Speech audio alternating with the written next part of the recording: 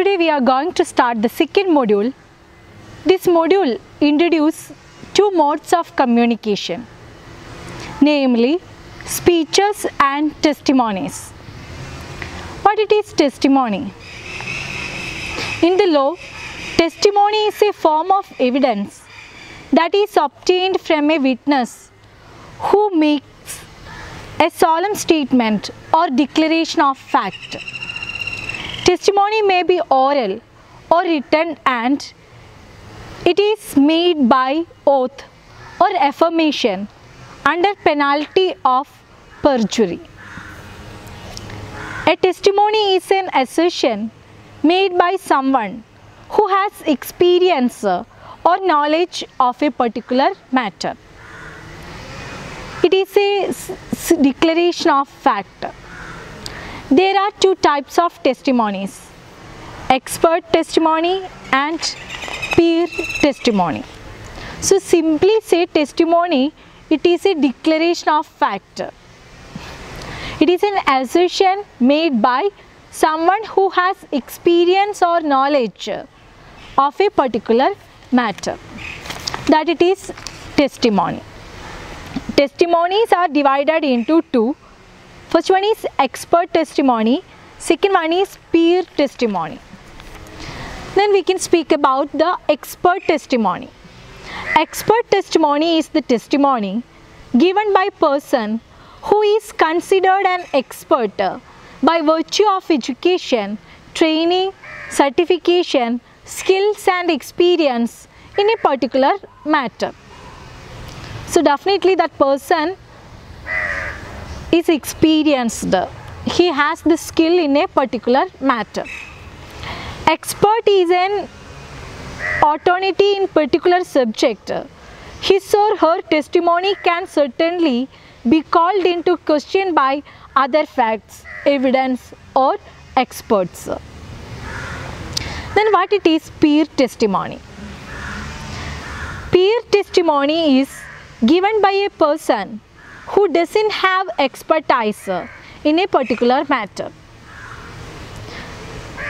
In other words, a person might not have experts in a particular area, but she or he likely has personal experience with the issue at hand, that it is peer testimony. So we discussed what it is testimony, what are the divisions based on testimony. So we talked in detail the expert testimony and peer testimony. Then let us discuss about speech. I think all of you are very familiar with speech. Speech is a mode of spoken communication addressed to an audience. Speech is a mode of spoken communication addressed to an audience. The content of the speech will be universal in nature, delivered in a rhetorical manner. The purpose of a speech is to inspire the audience and make them think. The history of public speaking or oration can be traced to the ancient Greeks. The art of public speaking was considered to be an inevitable quality of politicians or people of the court during those days. Rhetorical style remained the main feature of oration during Renaissance and subsequent periods. Other elements of a speech are to new sound of the speaker, gestures and body language of the speaker, humor and vocabulary. In this module, we have two speeches. One is an expert from the film The Great Dictator by Charlie Chaplin. It will be handled by Clement sir. And the other titled Art, Truth and Politics is the Nobel Prize acceptance speech by Harold Pinter, the well-known British playwright. It will be handled by myself. Let us speak about Harold Pinter. Okay, I think all of you got the idea about what are the differences between testimonies and speech. Testimonies are divided into two: expert testimonies and peer testimonies. Then we talked about speech. Here we are going to enjoy the speech of Harold Pinter. Okay, then let us speak about Harold Pinter. Harold Pinter is a Nobel Prize winning English playwright, screenwriter, director and actor. He was born on 10 October 1930 and died on 24 December 2008. One of the most influential modern British dramatists, his writing career spanned more than 50 years. His best known plays include The Birthday Party, The Homecoming and Betrayal, each of which he adapted for the screen. His screenplay adaptations of others' works include The Servant, which happened in 1963, The Go-Between in 1971, The French Lieutenant Woman in 1981, The Trial 1993, The Sleuth 2007. He also directed and acted in radio, stage, television, the film productions of his own and others' works.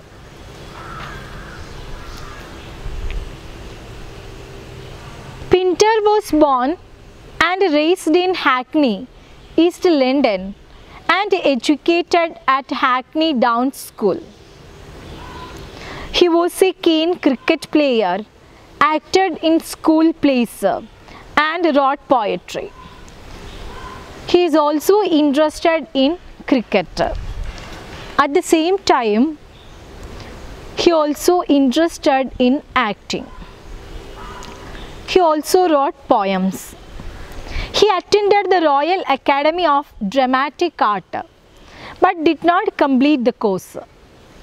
Subsequently, he continued training at the Central School of Speech and Drama and worked in repertory theatre in Ireland and England.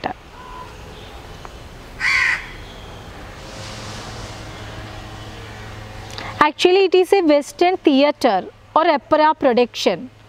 Resident company would present a different play every week. In 1956, he married actress Vivian Merchant and had a son, Daniel, born in 1958. He left Merchant in 1975 and married author Lady Antonia Fraser in 1980.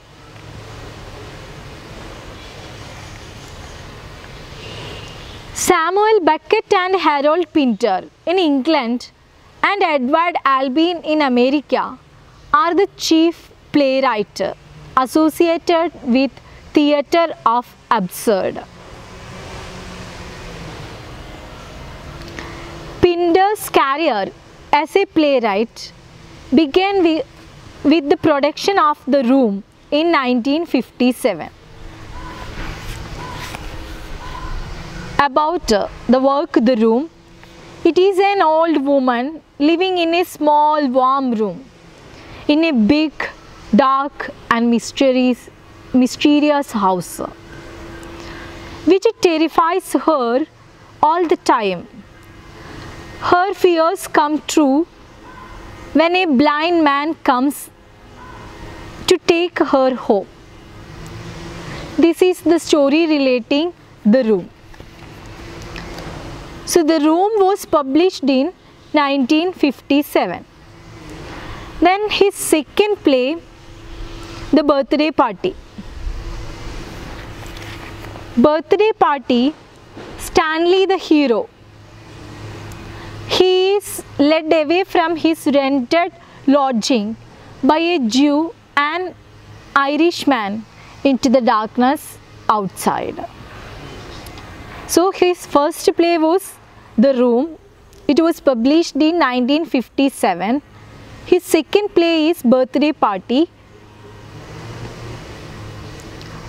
Then The Birthday Party closed after 8 performances, but was enthusiastically reviewed by critic Harold Hobson.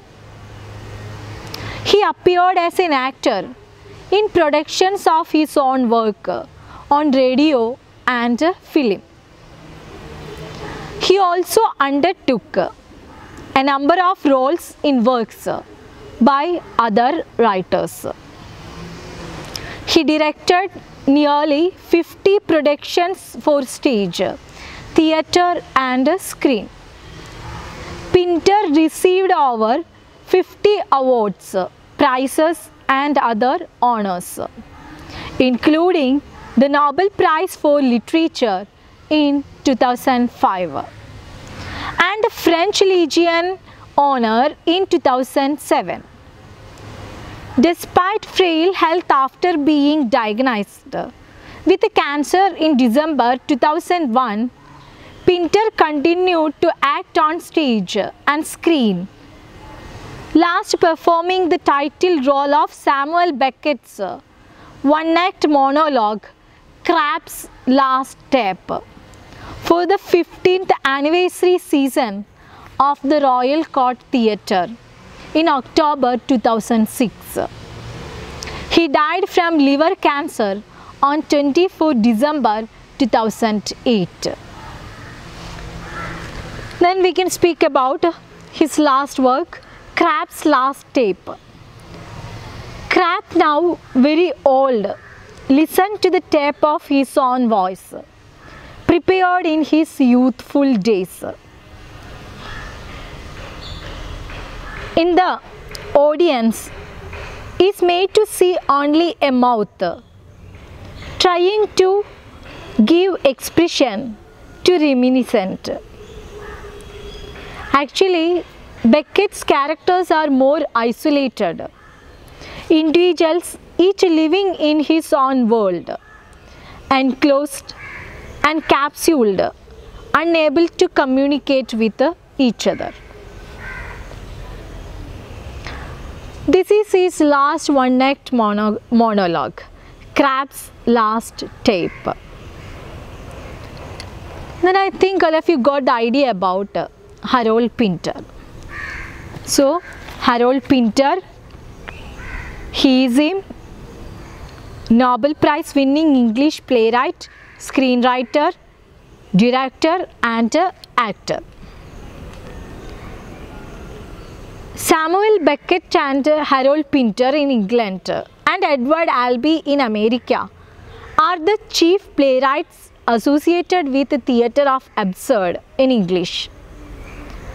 Beckett has been one of the boldest and most effective innovator in the fields of drama and novel in the 20th century. Like James Joyce, he wrote both in English and French.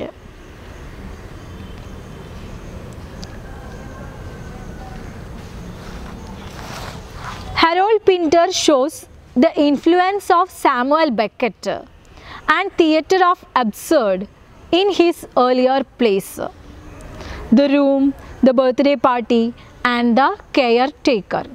We also spoke in detail relating The Room and The Birthday Party. His later plays are, however, more realistic, straightforward, politically purposive to be exemplars of absurd drama.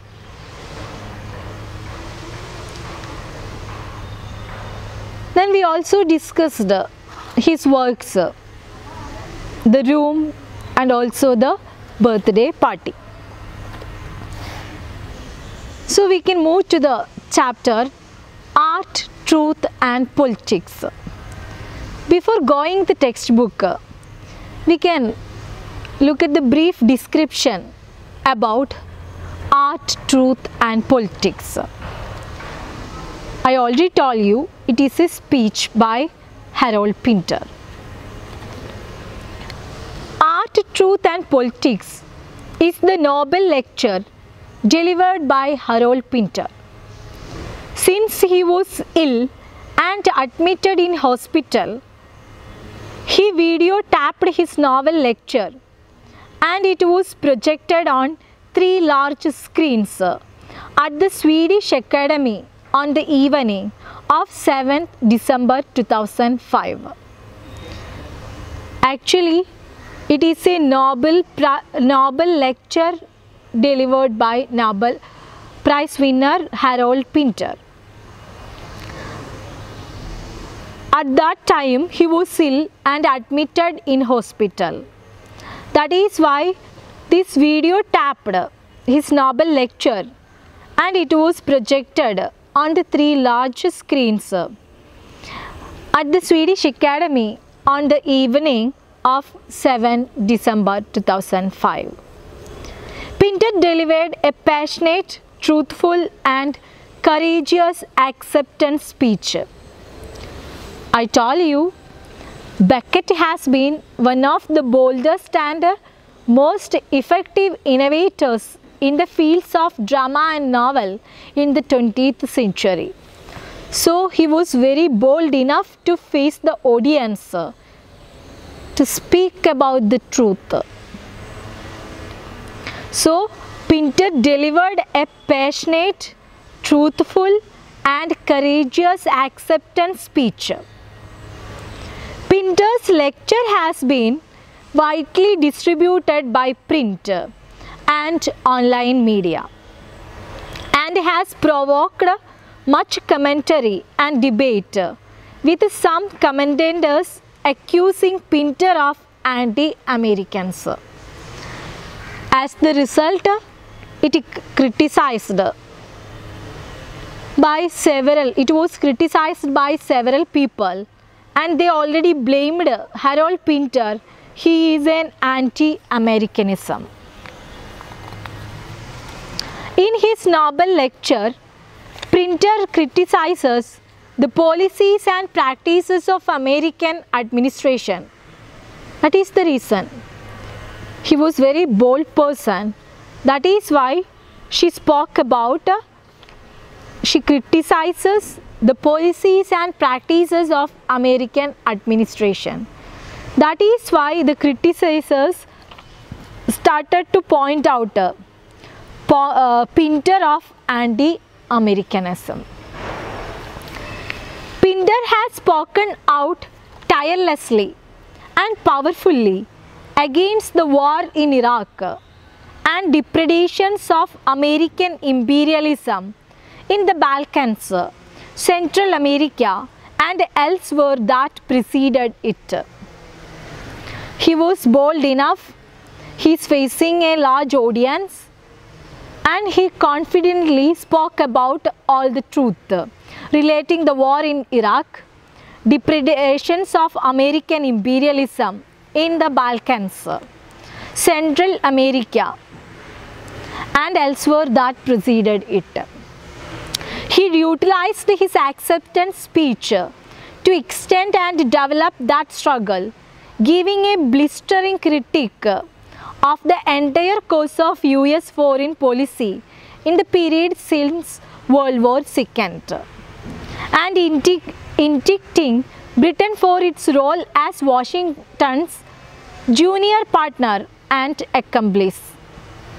Mincing no words, Pinter called Bush and Blair war criminals and made an impassioned call for mass political resistance to militarism and war.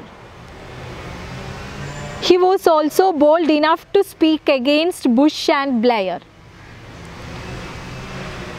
Then here is an edited version of the Nobel lecture which focuses on Pinter's passionate concern for the victims of oppression. Here we are going to enjoy Pinter's speech, but actually it is not the exact version of that speech. It already edited for the textual purpose. So we discussed the differences between speech and testimonies. We started the second module based on the testimonies and speeches. First we are going to speak about the speech.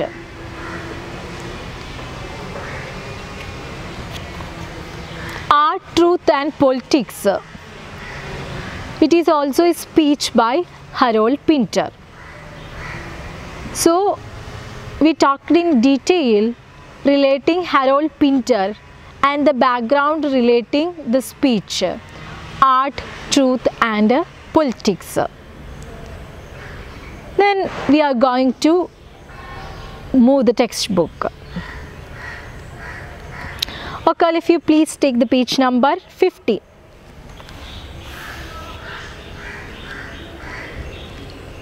Okay, Art, Truth and Politics. So definitely he is speaking about art, truth and politics.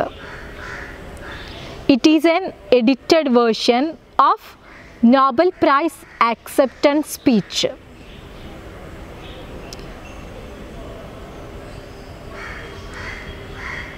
He was not present at the ceremony due to his illness.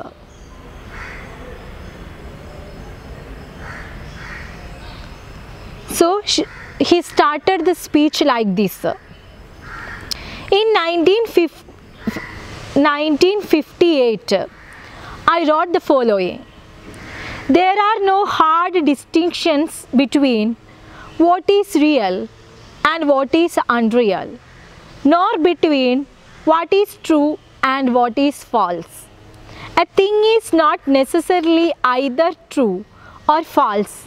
It can be both true and false. So Harold Pinter started his speech by distinguishing between real and unreal, true and false in the realm of art. First we are starting with the art. Through this speech he is making the difference between true and false,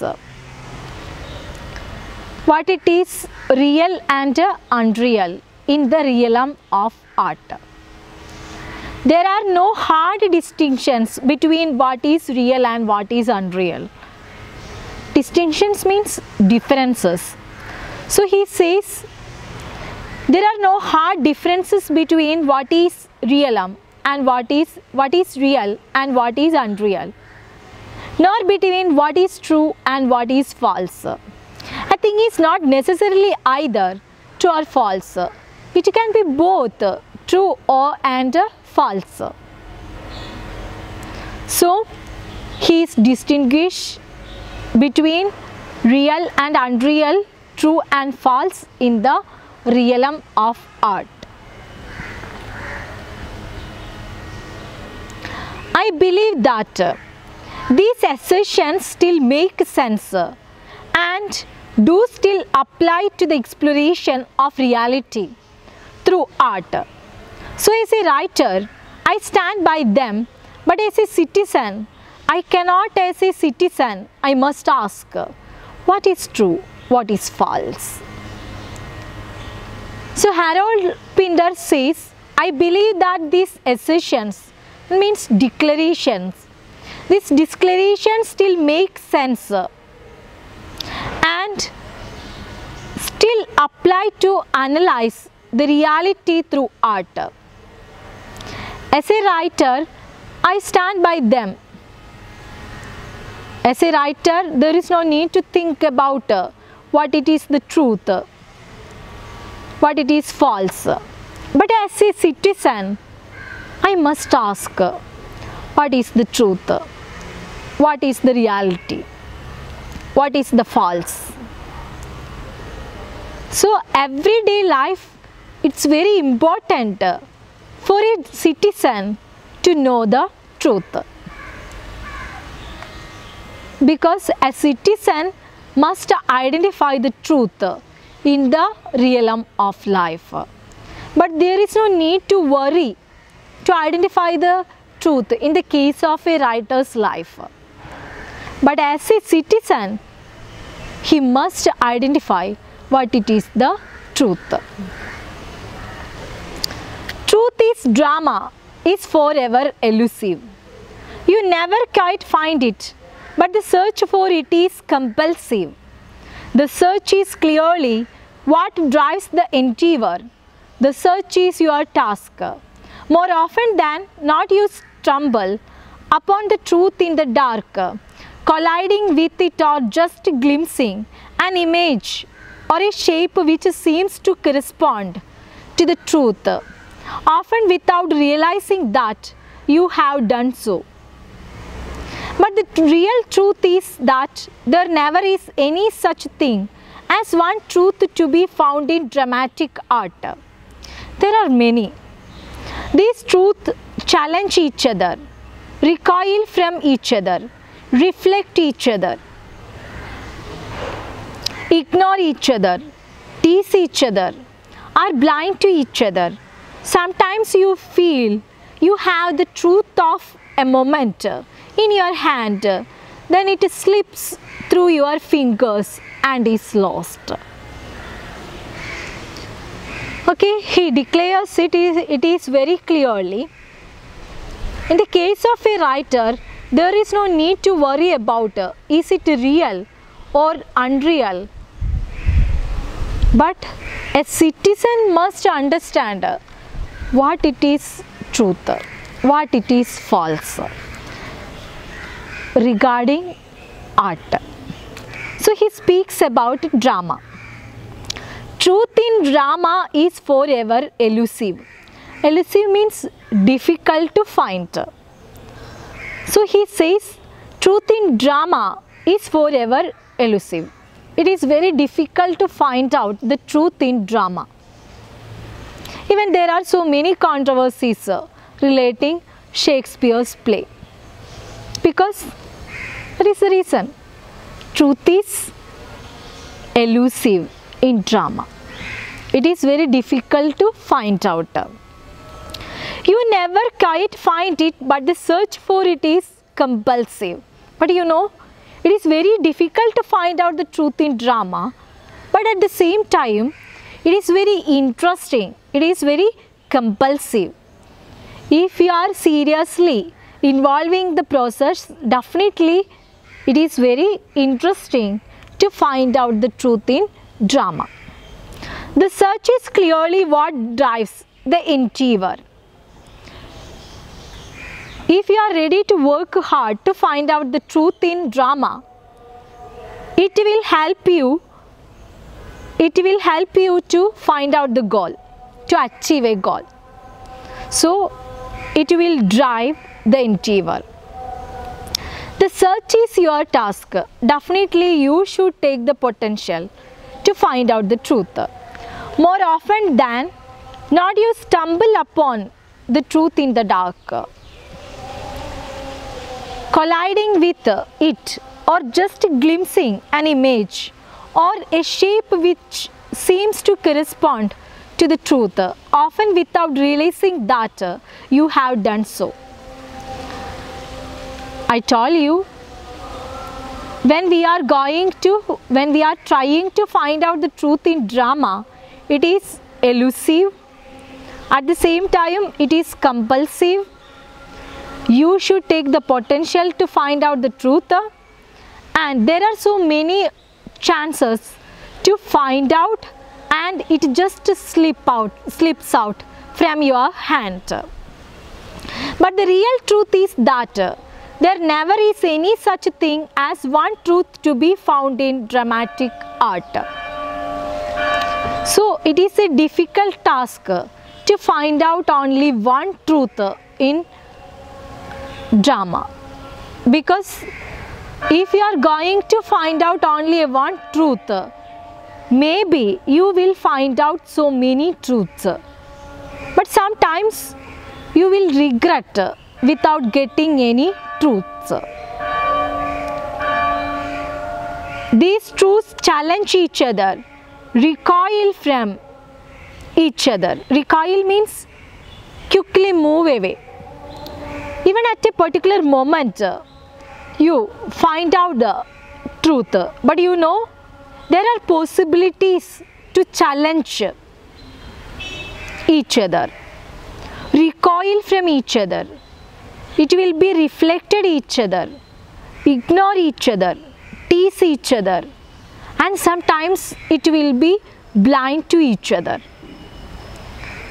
So that means it will make you utter confusion.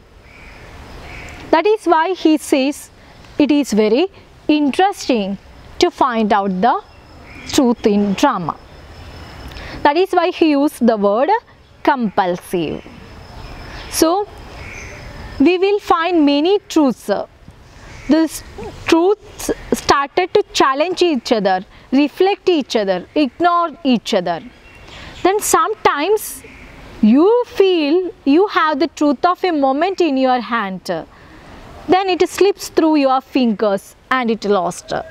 And sometimes we feel I already identified the truth in a particular drama. It is the right thing. I can speak, I can confidently declare to the public. But the next moment we will recognize, oh, it already slipped from my hands. It is not truth. Got it? That means there are so many confusions we will face when we identify the truth in drama. That is why he says it is elusive. At the same time, it is compulsive. But you should be ready to have the potentials to find out the truth. Then you will find out more than two truths. At a point, it will be fixed or it will be lost. So language in art remains a highly ambiguous transition, a quicksand, a trampoline, a frozen pool, which might give way under you, the other, at any time. Why it happening? Why it is happening? Why we can't identify the truth? He also speaks about the language. Language in art remains a highly ambiguous. Ambiguous means not expressed clearly. That is the problem. Language, it is not expressed all the things clearly. So he says language in art remains ambiguous. Transition, quicksand, trampoline, a frozen pool, which might give way under you, the other, at any time. So the solid reason it is very difficult to find out the truth, because language in art remains a highly ambiguous. It is very difficult to express clearly. But as I have said, the search for the truth can never stop. It can be adjourned. It cannot be postponed. It has to be faced right there on the spot. Even we should face so many challenges to identify the truths in art. But he says, you should search for the truth. You can never stop. It cannot be adjourned. Adjourned means and for a period of time. So there is no compromise in the case of searching for a truth in drama or in art. Even whatever the problems we are facing, we should be courageous, and it has to be faced right there on the spot. We should be ready to face it. Then only we can identify the truth. Political theatre presents an entirely different set of problems. Sermonizing has to be avoided at all cost. Objectivity is essential. The characters must be allowed to breathe their own air. The author cannot continue and constrict them to satisfy his own taste or disposition or prejudices. He must be prepared to approach them from a variety of angles, from a dull and uninhibited range of perspectives. Take them by surprise, perhaps occasionally, but nevertheless give them the freedom to go which way they will. This does not always work, and political satire, of course, adheres to none of these precepts. In fact, does precisely the opposite, which is its proper function. I think you already remember the heading, the title of this speech, Art, Truth and Politics. So in these paragraphs, we already discussed about art, the truth in art and also drama. Then we identified it is very difficult to find out the truth, but at the same time it is very interesting because we should face so many challenges to find out the truth. And at some point, at a particular moment, we felt that we identified the truth. It is the reality and we can go through it. But the next moment itself, we should change our thought. It is not a reality. Then he says, whatever the problems you are facing to find out the truth in art, you should be ready to face all the problems confidently. Then the next, he is speaking about political theatre. Definitely political theatres, it handles the issues relating politics and the society. So it is a hard job to find out the truth. Okay, so he says political theatres, it presents entirely different set of problems. I told you it is relating the political problems or social issues. So sermonizing has to be avoided all cost. That is the main point you should keep in your mind. Sermonizing has to be avoided. Sermonizing means give unwanted advice about good moral behavior. So there is no need to sermonize. That is the first point. Sermonizing has to be avoided. There is no need to give advice about a good moral behavior. Okay, the next point, objectivity is essential. Objectivity means based on fact. So you should speak about the fact. It is very important, but there is no need to give advice. Sermonizing should be avoided. At the same time, objectivity is very important. The characters must be allowed to breathe their own air. That means they have their own freedom. Then only they can act it well. The author cannot continue and constrict them to satisfy his own taste or disposition or prejudices. Definitely the same point. That means actors have their own individual freedom.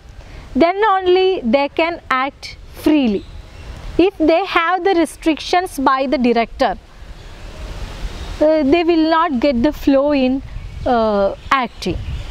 So it is another important point, the third point, actors should get the individual freedom.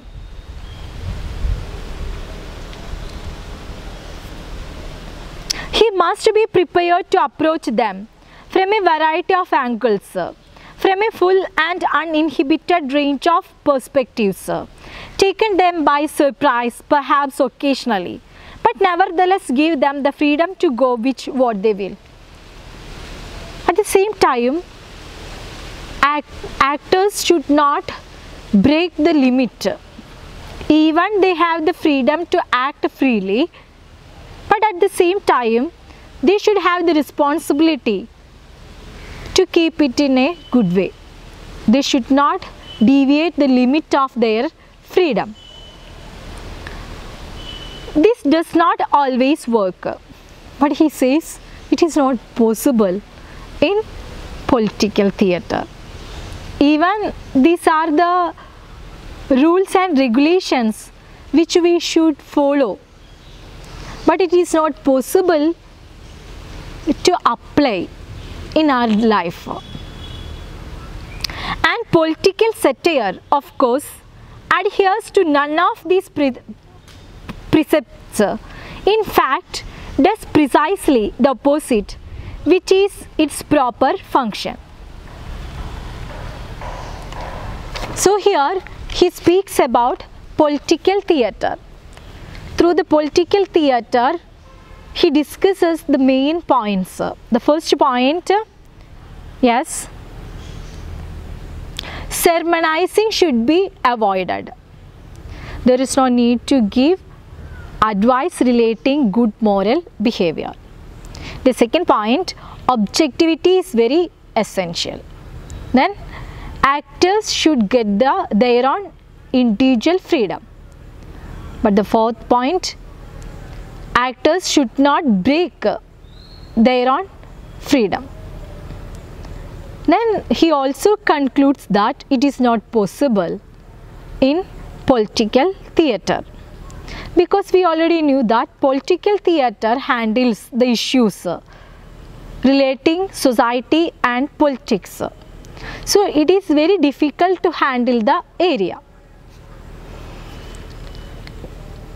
Okay, so in today's class we discussed the differences between testimonies and speeches. This is our second module. Then we also identified the two divisions in testimonies. Yes, peer testimony and expert testimony. Then we also spoke about speech. The first two chapters in this module are speeches. Then we started the first chapter, Art, Truth and Politics by Harold Pinter. We also discussed about Harold Pinter in detail, about his literary career, his plays, all the things in detail. Then we talked about his speech, Art, Truth and Politics. We started the chapter. In that chapter, he spoke about how we can identify the truth and false. He says, as a writer, it is not essential, but as a citizen, he or she should identify the truth. It is elusive, at the same time it is interesting, but you should have to face so many challenges. You should be bold enough to identify the reality. Then he also spoke about the political theatre. We already discussed 4 points relating political theatre. Sermonizing should be avoided. Objective is very essential. Actors should get the individual freedom.